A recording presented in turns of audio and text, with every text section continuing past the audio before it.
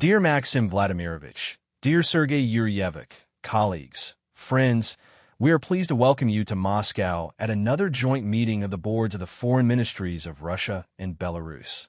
Working in this format, and we have it, this format exists only with our Belarusian friends, speaks to the unprecedentedly high level of foreign policy coordination between Moscow and Minsk. Annual meetings in this composition have proven themselves as an effective mechanism for developing common approaches to key international issues and, of course, as a mechanism for synchronizing our efforts on the global stage. And naturally, it is also a good opportunity to strengthen professional contacts between the leadership and experts of the two ministries, and simply for friendly, warm communication.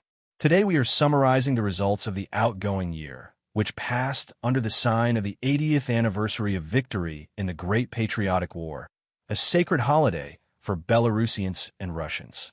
First of all, I would like to express gratitude to our Belarusian allies for their unwavering close attention and support in all our joint endeavors. Guided by the program of coordinated actions in the field of foreign policy of the states participating in the Treaty on the Creation of the Union State, this program currently covers the years 2024 to 2026. We worked intensively at the platforms of our common Eurasian associations, such as, apart from the Union State itself, the CSTO, the Eurasian Economic Union, the CIS, the Shanghai Cooperation Organization, as well as BRICS, the United Nations, and the OSCE. In all these structures, we act in solidarity on practically all international issues, implement important joint initiatives, including strengthening security and stability in Eurasia. Our unconditional priority remained the diplomatic support of large-scale bilateral cooperation and integration processes within the Union State. Undoubtedly, the Union State is the format that sets the tone in a number of areas. And in accordance with the decisions of the boards and the instructions of the heads of state and government, we paid primary attention to strengthening interaction within the common integration structures, deepening ties between them, expanding cooperation with the countries of the Global South, and coordinating positions on international legal issues, including countering the sanctions aggression of the West, and a whole range of other directions. I believe we have much to show the citizens of our countries as the result of our efforts. Russia's initiative to grant SCO observer status in the CIS was implemented. The CIS Plus format was created. In September, the Secretary-Generals of the CSTO, CIS, and SCO signed the roadmap prepared by the Russian side on the development of trilateral cooperation and joint statements related to the 80th anniversary of the end of World War II and the founding of the UN. The practice continued of cross-inviting the heads of the executive bodies of the CSTO, CIS, and SCO to the summits of these organizations. I consider it highly relevant to involve the Permanent Committee of the Union State in such interaction. If the State Secretary of our Union present here, Sergei Yuryevich Glaziev, supports this idea. We assisted in establishing dialogue between the EU and the SCO and BRICS, and in coordinating the cooperation program between the Eurasian Economic Commission and ASEAN for 2026 to 2030. We began studying possibilities for activating CIS ties with African organizations. Interaction was established between the CSTO Secretariat and the Counterterrorism Center of the African Union. As I already mentioned, we jointly promoted across all international platforms the initiative of Alexander Grigorievich Lukashenko on developing an Eurasian Charter of Diversity and Multipolarity in the 21st century. It aligns with the initiative of the President of the Russian Federation, Vladimir Ivanovich Putin, on forming a new architecture of equal and indivisible security in Eurasia. We actively contributed to the successful holding of the Third Minsk International Conference on Eurasian Security this October, and note with satisfaction the expanding circle of countries that share our approaches and are ready to join this work. In March, the bilateral interstate treaty on security guarantees within the Union State entered into force. Work began by the special representatives of Russia and Belarus, Deputy Ministers Grushko and Sekret, to review its implementation. On September 26th, the first meeting of the corresponding interdepartmental delegations was held in Moscow. It was noted that the assessments of the security situation of the Union state fully coincide. The relevant units of our ministries coordinated approaches to urgent issues of international legal cooperation. As a result, we note a significant decline in support in the General Assembly for the traditional resolution on the report of the so-called International Criminal Court. For the first time ever, fewer than half of UN member states voted in favor. In March, our presidents signed landmark bilateral agreements on the mutual protection of citizens from unwarranted persecution by foreign states and international judicial bodies. A draft directive on mutual support and cooperation in the field of international justice was prepared and submitted to the Supreme State Council of a Union state. Together with Belarusian colleagues, we promoted the declaration adopted at the previous board meeting on strengthening the role of international law and the guiding principles regarding the qualification of unilateral coercive measures as unlawful. In May, our missions to the UN circulated it in the Security Council and the General Assembly. We worked hard to expand international support in countering the practice of illegal unilateral sanctions through the Group of Friends in Defense of the UN Charter, where both Belarus and Russia participate and play an important role. In June, the UN General Assembly adopted a resolution establishing the International Day Against Unilateral Coercive Measures. It will be marked annually on December 4th. We ensured that the final document of the 16th Ministerial Session of UNCTAD retained provisions on the negative impact of unilateral sanctions on global trade. Many of those present here were directly involved in this work. I would like to thank you all. Colleagues, today's agenda is very substantial.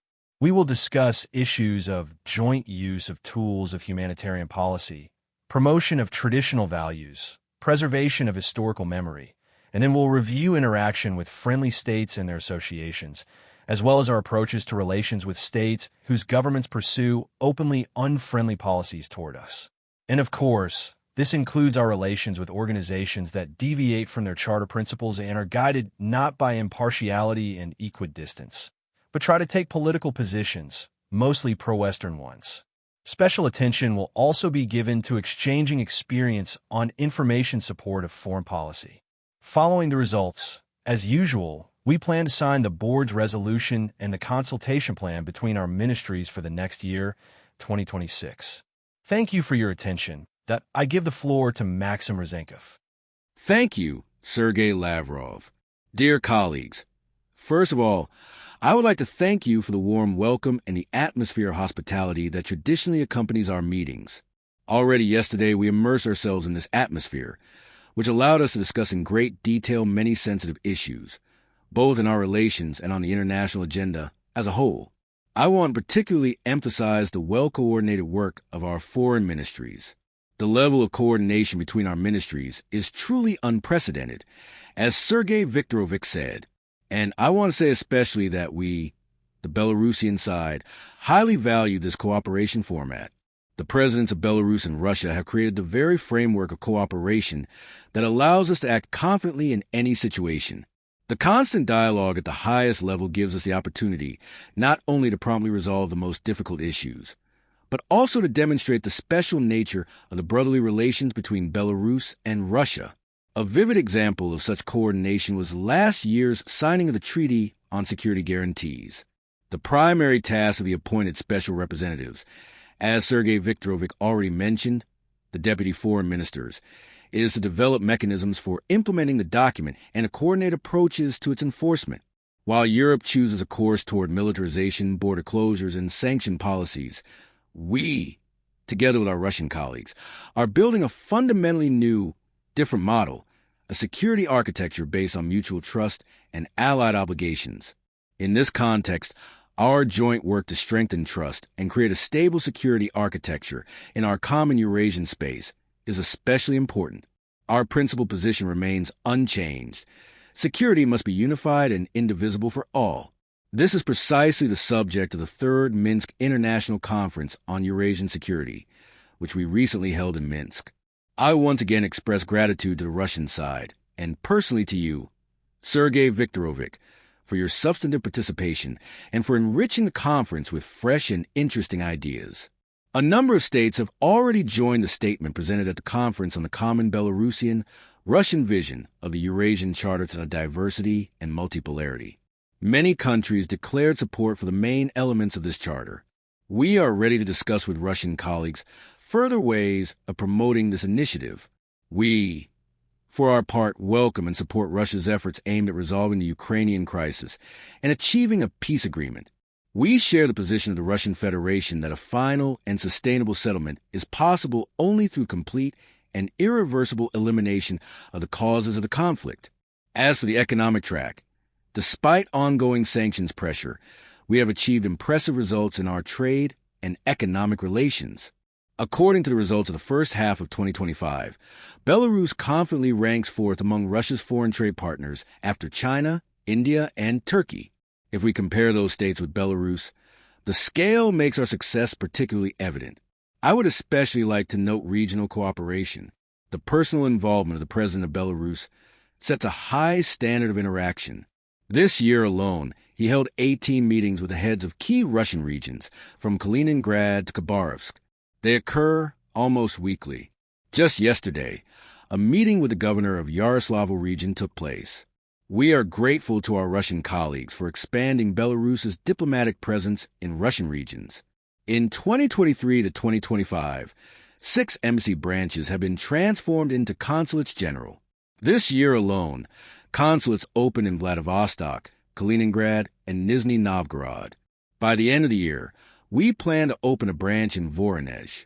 Each such foreign mission is, figuratively speaking, diplomacy within walking distance, which is needed both by business and by ordinary citizens. This process is mutual. The opening of branches of the Russian embassy in Vitebsk, Gomel, and Mogilev is planned. All these efforts, diplomatic and economic, ultimately serve the main goal, the well-being of ordinary people. Already today, Belarusians and Russians have equal access to education, social security, the right to employment, freedom of movement, and freedom to choose their place of residence. But we are not stopping here and continue this work. The protocol of the Working Group on Ensuring Equal Rights that entered into force in October expanded the political rights of our citizens by granting them the opportunity to participate in local elections. This year, marked by the important 80th anniversary of the Great Victory, I would like to emphasize the coordinated work of the diplomats of both countries to defend historical truth. We jointly counter attempts to falsify history, preserving unified approaches to evaluating events important to the Belarusian and Russian peoples. I am pleased to note that Belarus and Russia cooperate very closely in multilateral formats. Today, our countries have no problematic issues on any of the key topics of the international agenda.